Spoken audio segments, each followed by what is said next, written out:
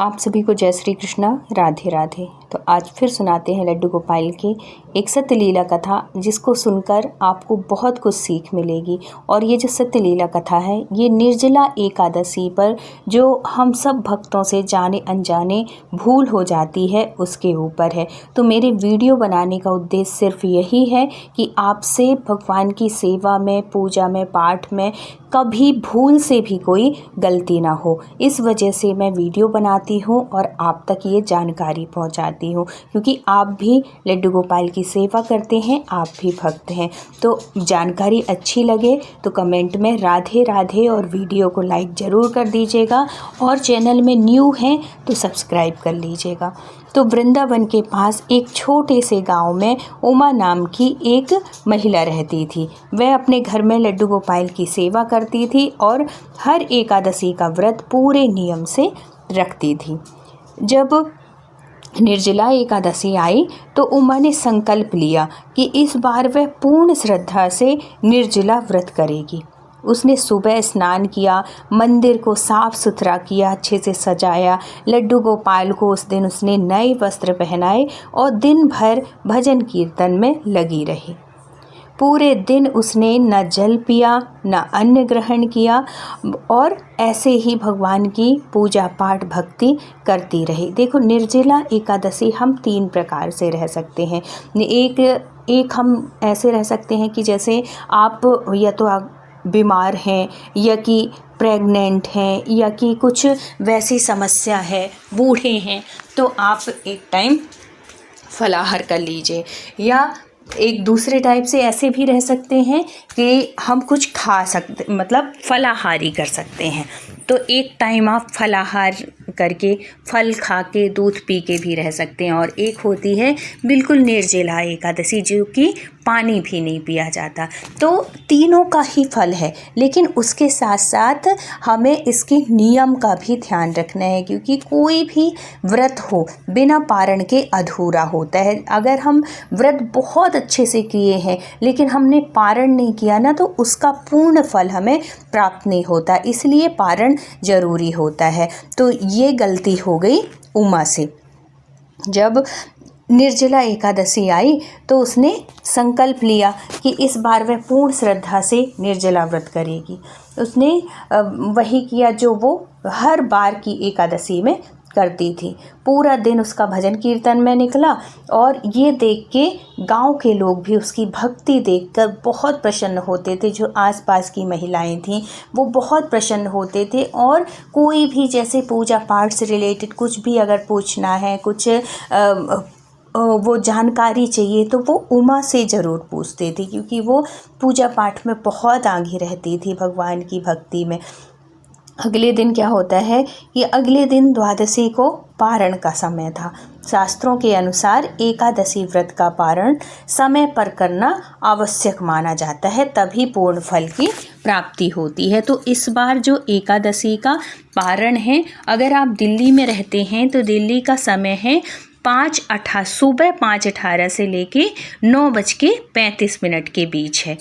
और कुछ इनमें कुछ पंचांगों के अनुसार सुबह 6 बजे से लेकर 8:39 तक बताया गया है। तो आप पंचांग के हिसाब से, और दिल्ली में रहते हैं, अगर आसपास रहते हैं तो इस हिसाब से कर सकते हैं। 5 बजे से लेकर आप 9:35 तक कर सकते हैं, और पंचांग के हिसाब से 6 बजे से लेकर 8:39 तक कर सकते हैं। बहुत टाइम है पारण का, अगर आप सुबह जल्दी उठ के सब कुछ करके, और फिर पारण के साथ साथ हमें दान भी करना चाहिए। पारण तभी पूरा होता है। तो इस दिन आप जल का दान करें, मतलब जल के घड़े का दान करें। उसमें थोड़ी सी चीनी मिला लें, मिश्री मिला लें। अगर लौंग के जोड़ा चढ़ाना है तो 2 लौंग के जोड़ा। और अगर आपके मन में है कि अगर हम किसी को दान दें तो कोई ये ना सोचे कि ये क्या करके दिए, तो आप लौंग के जोड़ा रहने दीजिए, लेकिन हल्की सी चीनी ज़रूर मिला लीजिएगा, या मिश्री की दाना, क्योंकि मीठा जल दान करने का बहुत महत्व है। बहुत ज़्यादा भी नहीं, लेकिन कुछ ना कुछ जल कहते हैं ना, खाली नहीं वो करना चाहिए। तो इस तरीके से एकादशी के दिन आप उस कलश को जल के घड़े को आप रख लें भगवान के सामने, उसमें थोड़ी सी चीनी या मिश्री डाल के, और उसके ऊपर वो जो ढक्कन सा आता है ना मिट्टी का ही, उसके ऊपर एक फल रख लें, चाहे आम रख लें, चाहे खरबूजा रख लें, कुछ भी मौसमी फल रख लें। और फिर जब दूसरे दिन पारण का टाइम हो, जो मैंने पारण का टाइम बताया, उससे पहले आप किसी पंडित को दान कराएं या मंदिर में दान दे आएं, या किसी ज़रूरतमंद को दान दे दें, कुछ दक्षिणा रख के। और अगर हो सके तो आप पंखे का भी, क्योंकि गर्मी का टाइम चल रहा है ना, तो इससे आपकी एकादशी का पूर्ण फल की आपको प्राप्ति होगी। अब द्वादशी के दिन ये ज़रूर करना चाहिए। और अब इससे क्या हुआ था, हम सबको ये करना चाहिए, और वो भी यही करती थी। उमा जो थी वो हर साल यही करती थी, लेकिन इस बार क्या हुआ कि उसकी मम्मी की जो थी, उसकी अचानक तबीयत ख़राब हो गई। उसकी बूढ़ी माँ थी, तबीयत ख़राब हो गई थी। राधा अचानक से फ़ोन आ गया, तो ये जो थी उमा थी वो घबरा गई, और फ़ोन जैसे ही आया कि मम्मी की तबीयत ख़राब है और जल्दी आ जाओ। और वो जो थी माँ थी, मायका जो था उसी शहर में ही था, लेकिन दूर था। तो ये घबराहट की वजह से इसने क्या किया कि ये जल्दी जल्दी में घबरा गई। भाई माँ की तबीयत सुन के सबको वो लगता है अचानक से, अच्छी खासी कल तो इतने अच्छे से बात कर रही थी, सब कुछ था, अचानक क्या हो गया कि हॉस्पिटल में भर्ती हो गई। भाई ने फ़ोन किया और वो हड़बड़ी में जल्दी जल्दी अपना काम निपटा के अपने हस्बैंड से बोल के कि अब बाकी का तुम संभाल लेना, देख लेना भोग वोग का सब कुछ भगवान का। तो और भगवान की कृपा से ना उसके हस्बैंड भी बहुत अच्छे थे, तो उसने बोला तू टेंशन मत ले, मैं यहाँ पे देख लूँगा, तू जा, ऐसे करके। तो उसने जल्दी जल्दी जो हो पाया उससे, और भागी अपने मायके के लिए, अपनी माँ को देखने के लिए। भाग दौड़ में उसे ध्यान ही नहीं रहा कि उसने निर्जला एकादशी का पारण नहीं किया है। अब क्या होता है कि वो वहाँ पहुँच गई और माँ की सेवा में लग गई। और जब वहाँ पहुँची, थोड़ी टाइम हो गया, भाई आया और भाई ने बोला कि बहुत देर से बैठी है, चल कुछ खा ले। तो उसने कुछ खिला दिया और खा भी लिया उसने, और उसको बिल्कुल भी ध्यान नहीं रहा कि कल मेरा एकादशी का दिन था, तो मैं पारण नहीं की हूँ, कुछ नहीं की हूँ, बिल्कुल भी ध्यान नहीं था। क्योंकि उसकी मम्मी की तबीयत ठीक नहीं थी, हॉस्पिटल में भर्ती थी, घबराहट की वजह से एक वो होता है ना, तो उस वजह से उसने नहीं कर पाया। अब शाम को जब वह घर लौटी, भाई बोला कि पूरा दिन हो गए तेरे को, अब तू जा घर, और है तो अपनी वाइफ को, मतलब भाभी भी आ गई थी, हम लोग देख लेंगे। और बहुत ज़्यादा वो नहीं थी, कुछ ऐसे गर्मी बढ़ गई होगी, जो भी हुआ हो, इस वजह से डॉक्टर भी बोल दिए कि रात तक ले जाना। तो उन्होंने बोला कि अब तू घर चली जा। तो अब ये जब घर आती है, जब घर लौटी तो बहुत थक गई थी, क्योंकि पूरा दिन हॉस्पिटल में भी यहाँ से वहाँ, वहाँ से यहाँ होते होते बहुत थक गई थी। उसने मंदिर में जाकर बस लड्डू गोपाल को प्रणाम किया और सोने चली गई। इतनी थकान हो गई थी कि उसको कुछ भी होश नहीं था। रात को उसे एक अजीब सपना आया। उसने देखा कि मंदिर में लड्डू गोपाल बैठे हैं, लेकिन आज उनके चेहरे पर मुस्कान नहीं है। जो उमा थी वो घबरा गई। वह बोली, लाला क्या मुझसे कोई गलती हो गई है? ऐसे क्यों बैठे हो? सपने में उसे ऐसा अनुभव हुआ मानो कोई कह रहा हो कि भक्ति प्रेम सबसे बड़ा है, भक्ति में प्रेम सबसे बड़ा है, लेकिन नियमों का भी अपना महत्व होता है। तुमने व्रत तो श्रद्धा से किया, पर उसका पारण करना भूल गई। उमा की आंखों में आंसू बहने लगे ये सुनकर कि भक्ति ठीक है, भक्ति में प्रेम सबसे बड़ा है। आप भक्ति कर रहे हो, सब कुछ कर रहे हो, पूजा कर रहे हो, पाठ कर रहे हो, मंत्र जाप कर रहे हो, सब कुछ कर रहे हो, लेकिन भक्ति पूर्ण तब होगी जब आप उनसे प्रेम करो, आप उनसे लगाव रखो। तो ऐसा जब वो सुनती है तो राधा की, ये जो थी उमा की आंखों में आंसू आ गए, वो रोने लगी। सुबह का जो संकेत था, सुबह उठते ही उसका मन बेचैन था।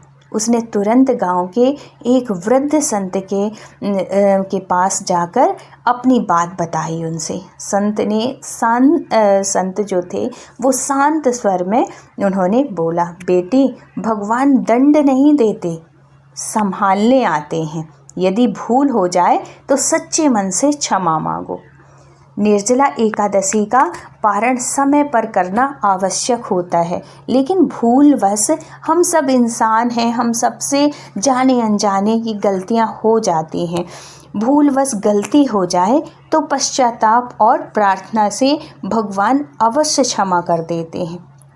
जो उमा थी उसकी आंखों में आंसू आ गए और उस संत ने कहा कि उनसे माफ़ी मांगो और दोबारा ना करने के लिए उनसे प्रार्थना करो, कुछ पश्चाताप करो, उस दिन किसी चीज़ का त्याग कर दो जो आपकी बड़ी प्यारी चीज़ हो, या कि उस दिन अब जो मंत्र जाप करते हैं वो संख्या बढ़ा दो।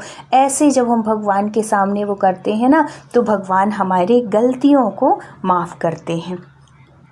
अब वो ये जो थी उमा जो थी रोते हुए अपने वे घर आ गई।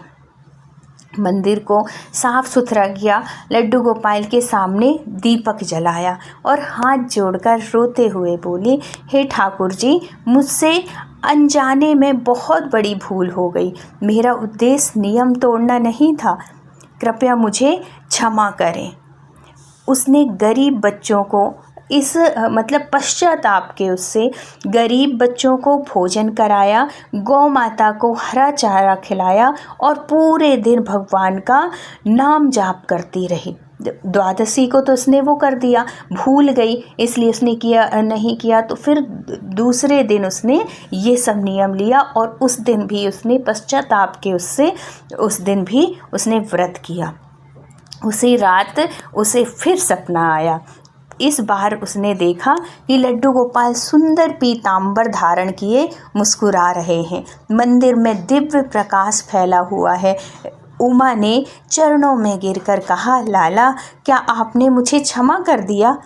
उसे ऐसा अनुभव हुआ मानो लड्डू गोपाल कह रहे हों, जो भक्त अपनी गलती स्वीकार कर लेता है और सच्चे मन से पश्चाताप करता है, उससे मैं कभी दूर नहीं रहता, उसे मैं हमेशा माफ़ कर देता हूँ।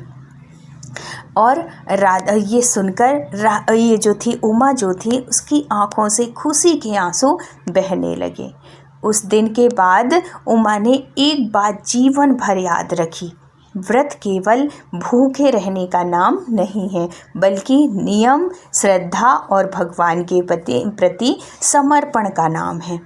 यदि कभी भूल हो जाए तो घबराना नहीं चाहिए, बल्कि सच्चे मन से भगवान से क्षमा मांगनी चाहिए। अगर हमसे कभी कोई व्रत में गलती हो जाए, कुछ त्रुटि हो जाए, कभी कभी ये होता है ना कि हमें नमक नहीं खाना चाहिए और अनजानबूझ हम नमक खा लेते हैं, या कि हमसे व्रत टूट जाता है, तो घबराने वाली बात नहीं होती। भगवान के सामने जब हम नम्र आँखों से भगवान के सामने बड़े उससे जाते हैं ना और क्षमा मांगते हैं, प्रार्थना करते हैं, तो हमारे जो कन्हैया है वो बहुत दयालु है, बहुत करुणामयी है, अपने भक्तों की मुरादों को सुनते हैं, उनकी भावनाओं को समझते हैं वो, और आपने जो प्रार्थना की उसको स्वीकार करते हैं और सब कुछ माफ़ कर देते हैं, क्योंकि वो करुणामयी है।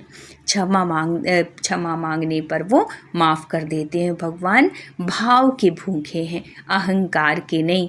अब इस कथा से हमें ये संदेश मिलता है कि निर्जला एकादशी का व्रत जितना महत्वपूर्ण है, उतना ही महत्वपूर्ण उसका समय पर पारण करना भी है। लेकिन यदि भूलवश गलती हो जाए तो सच्चे मन की प्रार्थना और पश्चाताप से भगवान की कृपा अवश्य प्राप्त होती है। तो बोलिए जय श्री कृष्णा। अगर कहानी अच्छी लगी हो, जानकारी अच्छी लगी हो और वीडियो में न्यू हैं तो ज़रूर सब्सक्राइब कर लीजिएगा, लाइक कर दीजिएगा और कमेंट में जय श्री कृष्णा ज़रूर लिखिएगा। तो फिर मिलते हैं किसी सत्य लीला कथा के साथ। जब तक अपना ख्याल रखिए, अपनों का ख्याल रखिए। Thank you so much full watch करने के लिए। राधे राधे।